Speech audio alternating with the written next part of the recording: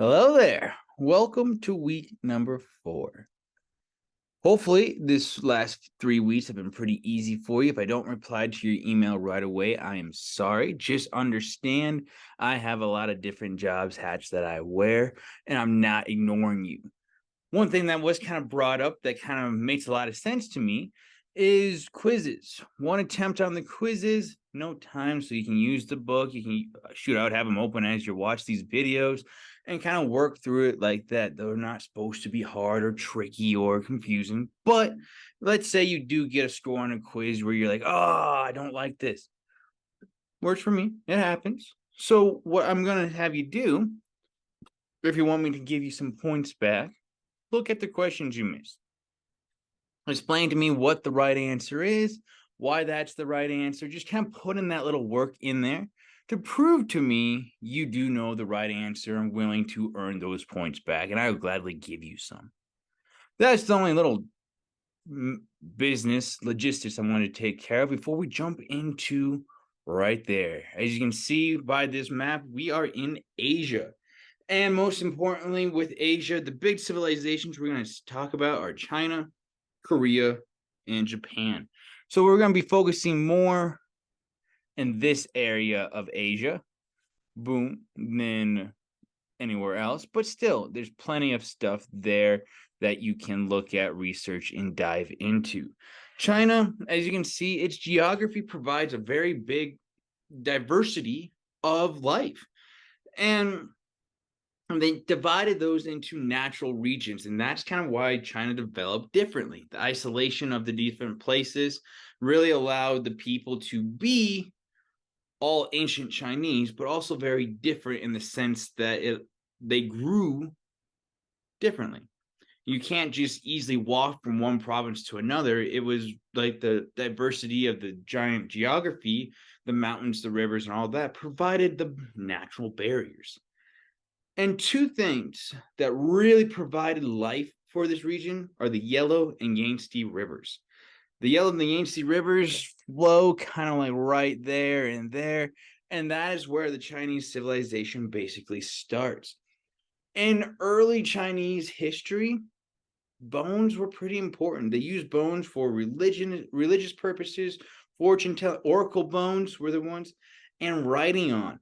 So you think about ancient China being what 4 or 5 thousand years old, not as old as Mesopotamia, but like in that ancient time period like that.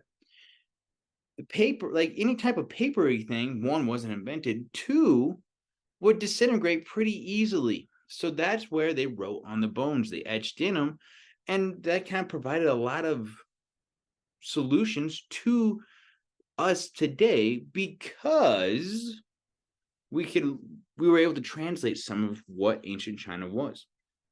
And one of those things that we were able to find about ancient China was the mandate of heaven. So if I scroll out and roll on up right here, the mandate of heaven. So basically, it's saying that the gods are giving the ruler permission to rule. So the ruler is ruling by divine right. And that's kind of allowed emperors to really showcase, hey, I'm number one, I'm the best, I'm the biggest. And remember, these are the different small provinces and all that stuff. So one of the worst things about mandate of heaven is, or not the worst things, let's see, one of the things about the mandate of heaven is when things are going good, you're clearly the ruler. No one questions your rule. You can be you can be greedy, you can like kind of push forth to new things because things are overall going pretty well, and that allows like the citizens to go, yes, the gods gave like you permission. But once the economy goes down, once natural disasters, even though you didn't do anything, but natural disasters hit, once like you start being a poor ruler or outside invaders come in and people start just looking down upon the ruler, they're like, nope, the gods say this person has to go. And that's usually when they're overthrown. And that's why we see so many different dynasties early on and the Warring States time period. Before we get to the Warring States, one of the big people is Confucius. Confucianism, it's not a religion. It is like a way of life. It's more of a philosophy. I know like they can get very similar, but it has never been like a way of life. Confucius was the ancient teacher who kind of talked about, discussed how to live, how to be. That as a ruler, it's your job to be moral and help out the people. The golden rule was started by him thousands of years ago. Let's see here. So that's when, like, with the mandate changing, the warring states, people are constantly at war. They're fighting back and forth. And then Qin Shi Huang, you can see his name right there, becomes the first emperor to unite China. He is ruthless. He is not the nicest person, but he does conquer all of China, and he's the one who starts building the terracotta warriors for his tomb. I would definitely do some more deep research on his tomb. It's supposed to be one of the biggest and most beautiful things. His idea of the fact that you can live forever, like he was very big on the elixir of immortality, elixir of life, and so he started drinking like jade and gold, and he even drank mercury. So a very poisonous metal. He basically is what killed him. So his tomb is one of the coolest things. He is the emperor who created the Great Wall of China. And you can kind of see the terracotta warriors there. We found thousands upon thousands upon thousands, and they're all different, and they're all like 6 feet or plus tall. It's like these are these huge warriors in this area. So this map shows the steppes, Western steppe, Eastern steppe, right there. And they even kind of go down a little more. But this right there is basically what connected Europe to Asia and the Silk Road. Thousands, if not millions, if not billions of dollars traveled across that Silk Road all the time. Asia trading with Europe was a very profitable business for them.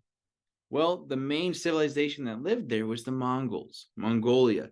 Country of Mongols right there. But the Khans, as you can remember, Genghis Khan or the Khanites were kind of in those territories right there. And they loved taking all those treasures. Why work for it when you can just steal it? Because they had a huge, very big reputation that kind of just scared everybody. So it was that Silk Road through there that allowed the Khans to thrive. When the Khans worked with the European civilizations and Asia, they looked really good because where that teamwork is like, hey, we're going to pay you a little bit. So everyone made money instead of one group making all the money. And it definitely allowed that control in business there. Right here's Japan, right there, Korea. They're a lot smaller, part of that ring of fire. Very good agriculture thanks to the volcanic soil. Less kind of like invading military because they're off a little bit, but they did develop in their own natural ways, as well as these areas here in India right there that the chapter alludes to more. So that's just a little brief update, analysis of what everything is. Make sure you read the chapter 5. Make sure you do this week's discussion post, this week's quiz, and you'll be sitting just nice. So if you need anything, let me know. Otherwise, good luck.